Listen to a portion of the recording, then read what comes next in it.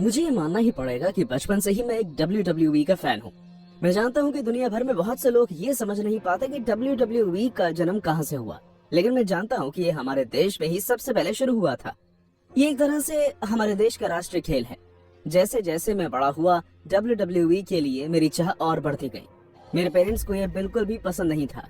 उन्हें लगता था कि इससे मैं बहुत हिंसक हो जाऊंगा, इसलिए मैं कभी भी ये खेल देखने जा नहीं पाया।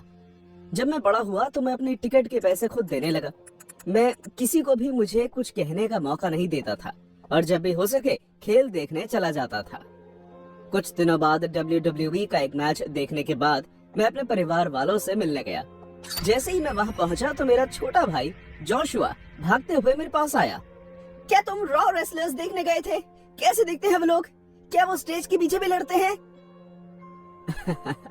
जोशुआ, नहीं, वो लोग इस तरह नहीं लड़ते, वो सिर्फ रिंग में ही लड़ते हैं। ये सच नहीं है। कई बार मैंने उन्हें स्टेज के पीछे पार्किंग लॉट में लड़ते हुए देखा है। ये सच है, लेकिन उस वक्त हमेशा उनके पीछे कैमरा होता है, तो चिंता मत करो, ऐसा कुछ नहीं हुआ जो तुमने ना देखा हो। हे, वो लोग अब भी शहर में हैं, क्या हम उन्हें देखने जा सकते हैं? तुम जानते हो कि मॉम डैड इस बारे में क्या सोचते हैं, तो मुझे नहीं लगता कि वो मानेंगे। कम ऑन एडन, तुम्हें उनसे पूछना ही पड़ेगा। मैं नहीं चाहता कि मैं ये अनुभव करने के लिए तुम्हारी तरह बूढ़े होने का इंतजार करूं। अगर तुम चाहते हो कि मैं तुम्हारी मदद करूं तो तुम्हारी शुरुआत कुछ खास अच्छी नहीं थी, लेकिन कोई बात नहीं, मैं उनसे पूछ लूंगा। जोशुआ 15 साल का है, लेकिन जब वो WWE की बात करता है तो वो 8 साल का बच्चा बन जाता है। वो ठीक वैसी बर्ताव करता है जैसे मैं बचपन में करता था। और ये बात तो माननी पड़ेगी कि मुझे बुरा लग रहा था कि मेरे पेरेंट्स उसे जाने नहीं देंगे। खैर, मैं जानता था कि उनका डर भी ठीक है। मैंने सारी दोपहर उनके साथ बिताई और हैरानगी की बात तो ये थी कि वो मान गए। उन्होंने कहा कि वो हमें जाने देंगे अगर मैं हम दोनों का ख्याल रखूं। वो जानते थे कि मैं WWE देख कर ही बड़ा हुआ हूँ और मैं बहुत ही बढ़िया नौजवान निकला। शायद अब वक्त आ गया था कि WWE को भी बाकी खेलों की तरह देखा जाए। जब मैंने जोशुआ को बताया तो वो खुशी से झूम उठा। मैंने कभी उसे इतना खुश नहीं देखा था। उसे देखकर मेरे अंदर का बच्चा भी उसी की तरह उत्सुक हो गया। रॉ के लिए टिकट्स मिलना आसान नहीं था, वो ज्यादातर बिक चुकी थी, लेकिन मैंने किसी तरह खरीद ली। जब हम वहां पहुंचे तो जोशुआ खुशी से चिल्लाने लगा। सेड्रिक अलेक्जेंडर और ड्रू मैकइंटायर के बीच लड़ाई शुरू होने वाली थी, लेकिन इन सब के बीच सबसे आकर्षित इंसान वहां का रेफरी था। एडन, देखो, वो कर्ट एंगल है। मैं कर्ट एंगल को देख रहा हूँ। हाँ, सही कह रहे हो। मैंने कभी नहीं सोचा था कि मैं इसे कभी रिंग में देखूंगा।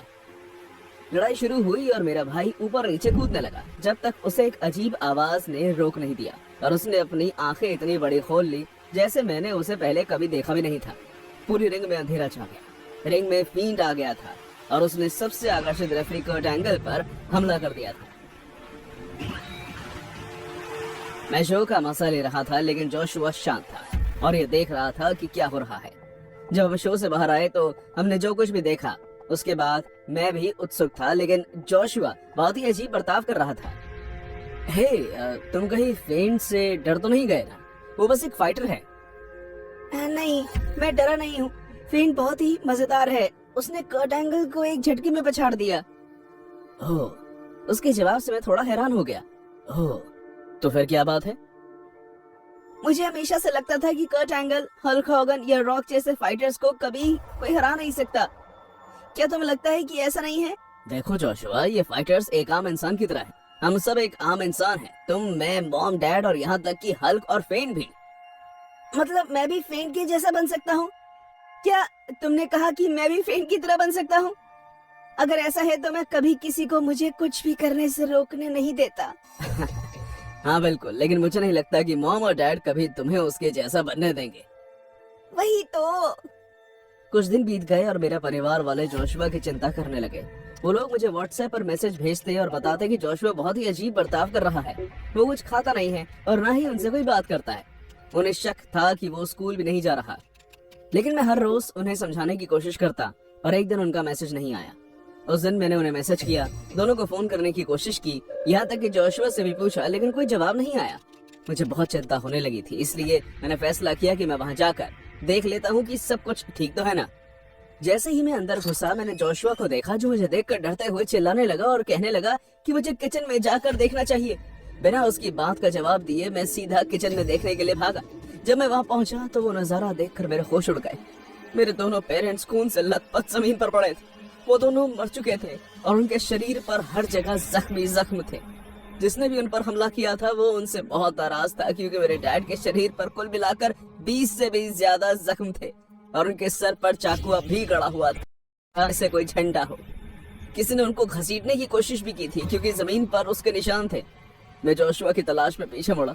मुझे उसे यहाँ से बाहर निकालना था, लेकिन अचानक मेरी एड़ी पर जोर की वार हुआ। मैं दर्द में कराहते हुए जमीन पर गिर गया और मैंने देखा कि किस तरह मेरी हड्डी अपनी जगह हिल चुकी है। मेरे पीछे जोशुआ खड़ा था। उसने फेंट का मास्क पहना हुआ था और उसके हाथ में मेरे लोहे का बेसबॉल बैट था। जोशुआ, क्यों? तुम सही कह रहे थे भाई, अब कभी भी कोई भी मुझे किसी भी चीज के लिए रोक नहीं पाएगा।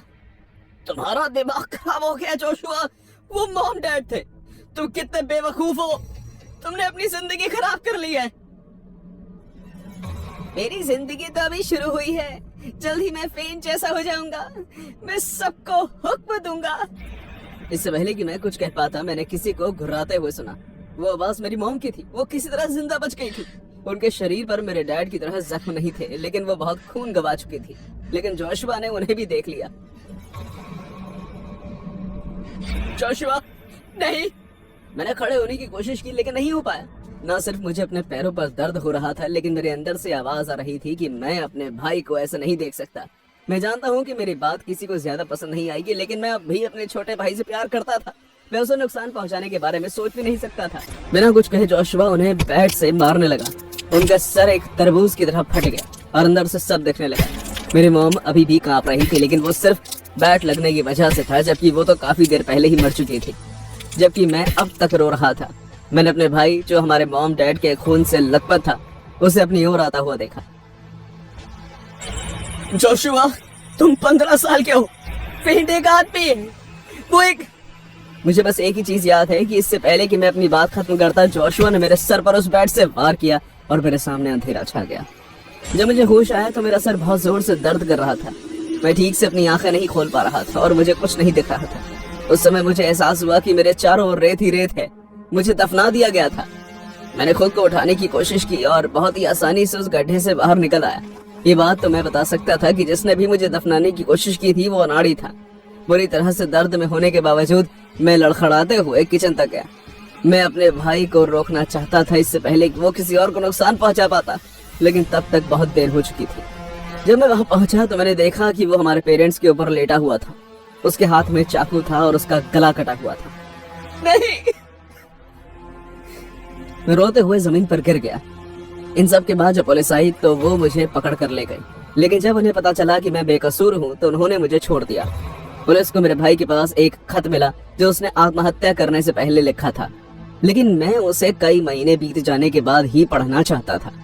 जब मैंने उसे एक दिन खोला तो मैं उम्मीद कर रहा था कि उसने अपनी गलती को स्वीकार करते हुए कुछ लिखा होगा, लेकिन ऐसा नहीं था। उस खत में लिखा था कि वो इस संसार के सभी चुंगल और रिश्तों से पीछे हट कर जा रहा है, क्योंकि उसने अपने पेरेंट्स और भाई को मार दिया था और अब वो फेंट के साथ रिश्ता निभाने के लिए तैयार है। जब मैंने उसका कंप्यूटर चेक किया तो मुझे उसकी सर्च हिस्ट्री में तरह तरह के पेज मिले जहाँ लोग उसे ऐसी चीजें करने के लिए उकसा रहे थे जो उसने की हैं। उस दिन के बाद से मैंने फैसला किया कि मैं WWE देखता रहूंगा, लेकिन जिस दिन मेरे बच्चे होंगे मैं उन्हें ये सब अकेले नहीं देखने दूंगा, बल्कि उनके साथ बैठकर उन्हें इसके पीछे की सच्चाई बताऊंगा।